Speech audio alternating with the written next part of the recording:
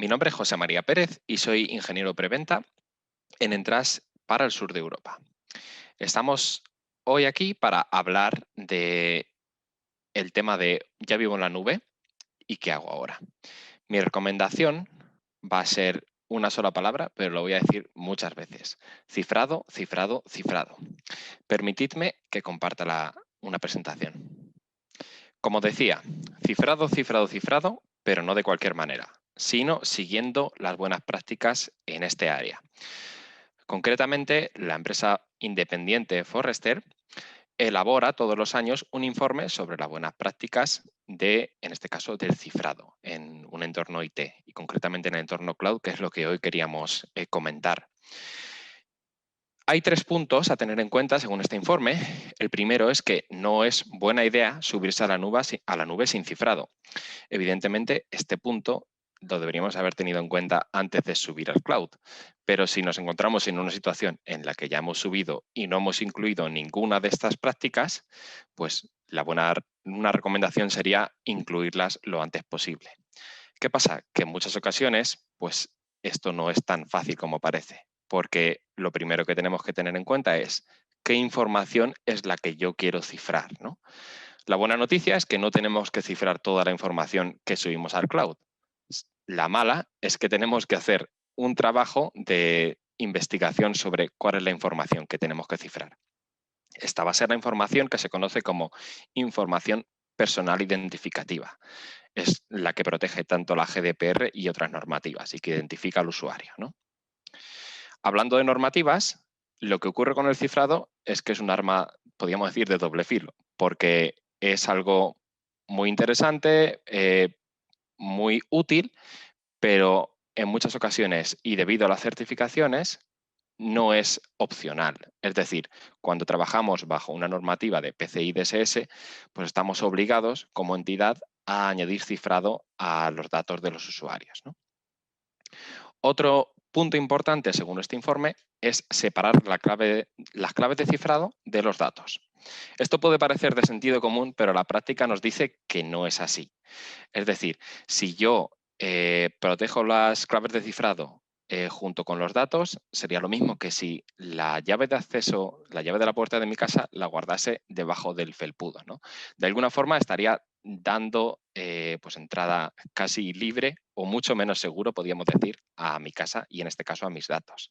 Esto lo podemos extrapolar no solo a este ejemplo tan tonto, sino a las políticas. Es decir, el administrador de la base de datos donde tengo mi información cifrada nunca debería ser la misma persona que administra las claves, es decir, que administra los HSMs. Y por último, tampoco hay que perder de vista la manipulación de los datos. Esto es, tener identificadas cada una de las aplicaciones que acceden a mis datos. Y no solo identificadas, sino también autorizadas. Esa es la palabra importante. De tal manera que si yo detecto un acceso no autorizado a mis datos desde uno de los cloud providers del entorno multicloud en el que estamos trabajando, yo pueda pararlo.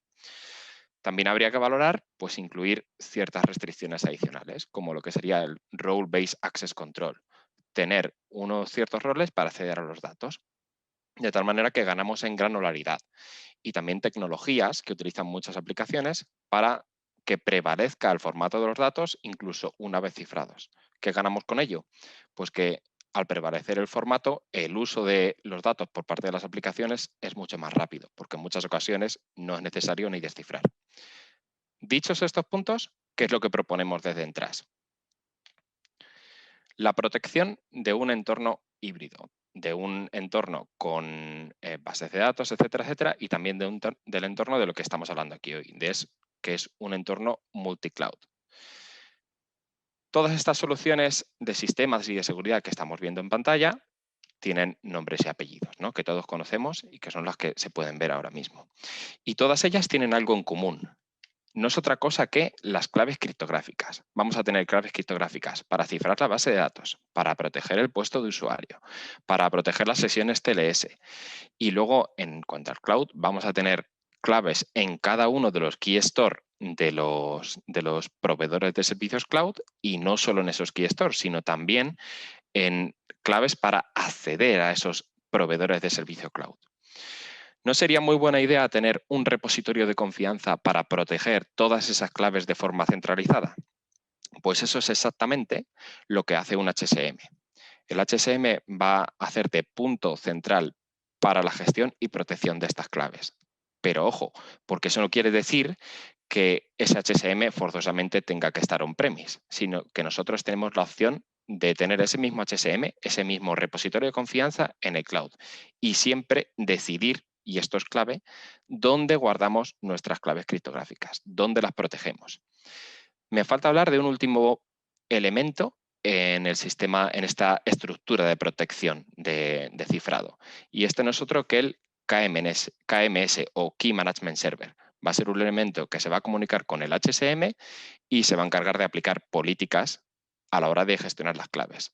Una última recomendación. Es muy importante que este KMS no esté, digamos, encerrado en un solo proveedor de servicio cloud, sino que podamos replicarlo para un entorno multicloud e incluso tenerlos on-premise. De tal manera que con este KMS y con los HSMs estamos blindando la protección de nuestras claves criptográficas y estamos aportando ese cifrado que es tan importante en un entorno cloud.